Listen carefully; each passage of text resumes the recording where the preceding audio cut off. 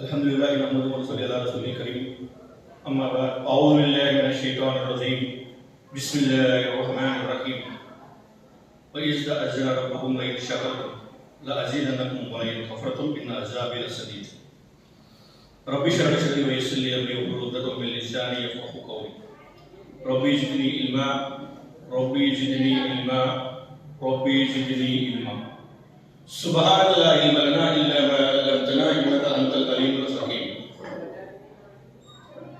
अल्लाह సన్నబెడుతున్నాను తొలగింపబడ్డ శైతాన్ నుండి రక్షణ కొరకై అనంత కరుణామయుడు అపార కృపాశీలుడు అయిన అల్లాహ్ పేరుతో ప్రారంభిస్తున్నాం.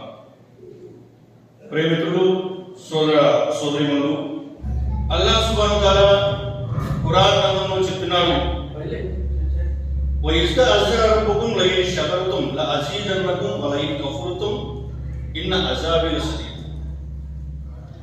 ఎవరైతే మాకు కృతజ్ఞత తెలుపుతారో వారికి మేము అత్యధికంగా ప్రసాదిస్తాం. సంతానం ప్రసాదించేది అల్లాహ్ అయితే సంతానం ప్రసాదించిన తర్వాత మొక్కుబడులు అల్లాహేతరులు చేస్తుంటారు. బాబాలకు వలీలకు దర్గాల దగ్గర మొక్కుబడులు చెల్లిస్తుంటారు. సాధారణంగా మన సమాజంలో ఎక్కువగా ఉందంటే ఏంటంటే సంతానం కోసం అల్లాహ్ను ప్రార్థించవలసిన విధంగా అల్లాహ్ ఏదోను ప్రార్థిస్తుంటారు. మన సమీపంలో ఉన్న కొత్తలంక బాబా కానివ్వండి, బషీరమ్మ దర్గా కానివ్వండి, లేదా బయ్యారం బాబా కానివ్వండి, అన్సర్జాని మహబూస్ గాని ప్రసాదించేవాడు ఎవరు అంటే అల్లాహ్ సుబ్హానహు వ తఆలా. సంతానాన్ని ఇచ్చేవాడు అల్లాహ్. అల్లాహ్ అంటున్నారు, నహను ఖలఖనాకుం ఫలౌలా తుసద్దికున్. మిమ్మల్ని మేము సృష్టించాము, మరెందుకు మీరు ఈ విషయాన్ని మర్చిపోతున్నారు? అఫరఅయితుం మా తుమ్నూన్. మీరు ఎప్పుడైనా ఇలా ఆలోచించారా? మీరు విడిచేటువంటి రేతస్సు బిందువుతో, వీర్య బిందువుతో సంతానాన్ని మేము తయారు చేస్తున్నాం.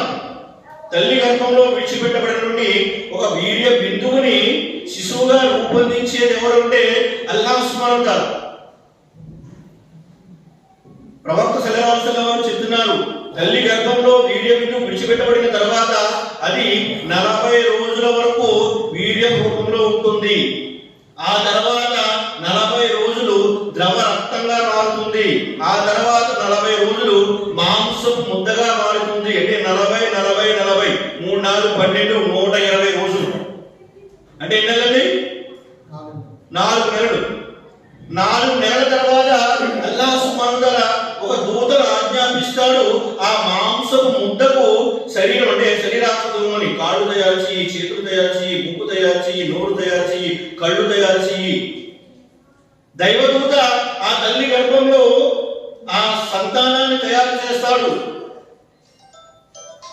తర్వాత అల్లాహ్ సుబ్హానహు వ తఆలా ఆదేశిస్తాడు, అతని యొక్క తగ్గి విధి వ్రాత, అతడు మరి ఎప్పుడు పుడతాడు, ఎప్పుడు చనిపోతాడు, ఎటువంటి ఆహారం తింటాడు, ఏ ప్రదేశంలో జీవిస్తాడు, ఏ మట్టిపై మట్టి అయిపోతాడు, ప్రతిదీ కూడా. అంటే 4 నెలల తర్వాత 120 రోజుల తర్వాత మరి మన తల్లి గర్భంలో మన విధి వ్రాత రాయబడుతుంది. మనం పుట్టిన దగ్గర నుంచి చచ్చేంత వరకు ఎటువంటి జీవితం గడుపుతామో, ఎక్కడ పుడతామో, మన ఆయుష్యంతో, మనకు లభించేటువంటి ఆహారం ఏంటో, మనం నివసించేటువంటి విధానం ఏంటో, మన మరణం ఎక్కడ వస్తుందో, మనం ఏ మట్టిలో పూడ్చిపెట్టబడతామో, ప్రతి విషయాన్ని కూడా అల్లాహ్ సుబ్హానహు వ తఆలా మరి ఆ దూతకు ఆదేశిస్తాడు. ఆ దూత రాస్తాడు. ఆ తర్వాత మనం ఈ భూమిపైకి వస్తాం. మరి అల్లాహ్ సుబ్హానహు వ తఆలా మనం పుట్టించేవాడైతే అల్లాహ్ అడుగుతున్నారు, నహను ఖలఖనాకుం ఫలౌలా తుసద్దికున్. మిమ్మల్ని మేము పుట్టించాము, మరి ఎందుకు మీరు ఈ విషయాన్ని గుర్తించరు? అఫరఅయితుం మా తుమ్నూన్. మీరు ఎప్పుడైనా ఇలా ఆలోచించారా? అంతుం తఖ్లుఖూనహు అమ్ నహనుల్ ఖాలిఖూన్. మేము విడిచేటువంటి, మీరు విడిచేటువంటి ఆ రేతస్సు బిందువుతో, వీర్య బిందువుతో బిడ్డలు తయారు చేసేవారు మేమా లేక మీరా? సంతానాన్ని తల్లి గర్భంలో తయారు చేసేదెవరు, అతనికి ఆయుష్ను పోసేదెవరు, అతని ప్రాణాన్ని ఇచ్చేదెవరు, అతని భూమిపై తీసుకొచ్చేదెవరు? మనం ఎవరికి కృతజ్ఞత తెలుపుతున్నాం? సంతానాన్ని ప్రసాదించేవాడు అల్లా, కానీ మనం కృతజ్ఞత చెప్తున్నాం. దైవేతరులకు, బాబాలకు, దర్గాలకు నాకు పిల్లవాడు పుడితే బషీరం దగ్గరికి వస్తాను, నాకు పిల్లవాడు పుడితే బయ్యాలకు వస్తాను, నాకు పిల్లవాడు పుడితే కొత్తలకు వస్తాను. మిత్రులారా, గతం గత అయిపోయింది. కానీ తెలిసిన తర్వాత, జ్ఞానం వచ్చిన తర్వాత కూడా అదే పాపం, అదే తప్పు చేస్తే అల్లాహ్ సుబ్హానహు వ చెప్తున్నారు, వయస్తఅజన రబ్బుకుం లఇన్ షకర్తుం లఅజీదన్నకుం వలఇన్ కఫర్తుం. ఎవరైనా కృతజ్ఞతకు పాల్పడితే, మేము సంతానాన్ని ప్రసాదించిన తర్వాత మాకు కృతజ్ఞత చెప్పకుండా కృతజ్ఞతకు పాల్పడితే, లఅజీదన్నకుం వలఇన్ కఫర్తుం ఇన్న అజాబీ షదీద్, మేము విధించేటువంటి శిక్ష చాలా కఠినంగా ఉంటుంది. అల్లాహ్ సంతానాన్ని ప్రసాదించారు, కృతజ్ఞత ఎవరు చెప్పాలి? అల్లాహ్కి చెప్పాలి. కృతజ్ఞత పూర్వకంగా సున్నత ఏంటి అంటే, పుట్టిన వెంటనే పేరు పెట్టాలి, 7వ రోజు అకీకా చేయాలి. లేదు, సున్నత ఏంటి? 7వ రోజు అకీకా చేయాలి. లేదు, అవ్వలేదు, ఆయన చెప్తున్నారు అకీకా చేయాలి సున్నత. అది ఎవరికి అంటే అల్లాహ్ సుబ్హానహు వ తఆలాకి కృతజ్ఞత పూర్వకంగా. అంతే తప్ప సంతానం ప్రసాదించినటువంటి అల్లాహ్ సుబ్హానహు వ తఆలాను విడిచిపెట్టి దైవేతరులకు కృతజ్ఞత చెప్పడం సాధారణంగా మనం చూస్తుంటాం.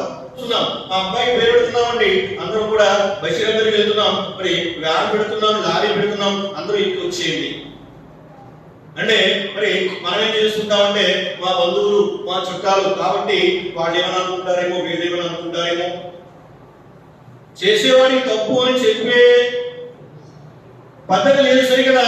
ఒకవేళ వెళ్ళకపోతే ఏమైనా అనుకుంటాడేమో అని చెప్పేసి బయలుదేరి వ్యాన్ చేసుకుంటాం. మిత్రులారా, కృతజ్ఞత అనేది అల్లాహ్కు చెప్పాలి. కృతజ్ఞత అనేది అల్లాహ్కు చెప్పాలి. అల్లాహ్ను విడిచిపెట్టి అల్లాహ్ సుబ్హానహు వ తఆలా ఖురాన్లో చెప్తున్నారు, ఇన్నల్లాహ లా యగ్ఫిరు అన్ యుష్రిక బిహి వ యగ్ఫిరు మా దూన జాలిక లిమన్ యషా వ మన్ యుష్రిక్ బిల్లాహి ఫఖద్ జల్ల జలాలన్ బయీదా. అల్లాహ్ తనకు సాటి కల్పించడాన్ని తప్ప ఏ తప్పైనా సరే అల్లాహ్ కావాలంటే క్షమిస్తాడు. అల్లాహ్ సాటి కల్పించడాన్ని అంటే అల్లాహ్తో పాటుగా ఇతరులని అల్లాహ్ భాగస్వాములుగా నిలబెట్టడం అల్లాహ్ ఎంత మాత్రం క్షమించడు. ఈ విషయాన్ని మనందరం కూడా దృష్టిలో పెట్టుకోవాలి. మిత్రులారా, ఈనాటి సందర్భం అకీకా, కృతజ్ఞత పూర్వకంగా అల్లాహ్ సుబ్హానహు వ తఆలా సంతానాన్ని ప్రసాదించాడు కాబట్టి ఆ సంతానం పేరున సదకా ఎవరికి ఇస్తున్నామండి? అల్లాహ్ ఇతరులకు కృతజ్ఞత చూపడం అనేది అల్లాహ్ ఏమంటే, నాకు వాళ్ళు అవిధేయత చూపుతున్నారు, వారిని చాలా కఠినంగా శిక్షిస్తారని చెప్పేసి అల్లాహ్ సుబ్హానహు వ తఆలా చెప్పడం జరుగుతుంది. మరి మిత్రులారా, ఈనాటి ఈ సందర్భంగా అకీకా ఎవరి పేరైతే జరుగుతుందో అల్లాహ్ సుబ్హానహు వ తఆలా వారికి సంపూర్ణ ఆయుష్ను ప్రసాదించాలని, ఆ కుటుంబంలో వృద్ధిని ప్రసాదించాలని, వారికి ఈ విధంగా సున్నతుపై నిలబడేటువంటి భాగ్యాన్ని అల్లాహ్ సుబ్హానహు వ తఆలా మరింత స్థిరంగా ప్రసాదించాలని అల్లాహ్తో దుఆ చేస్తున్నాను.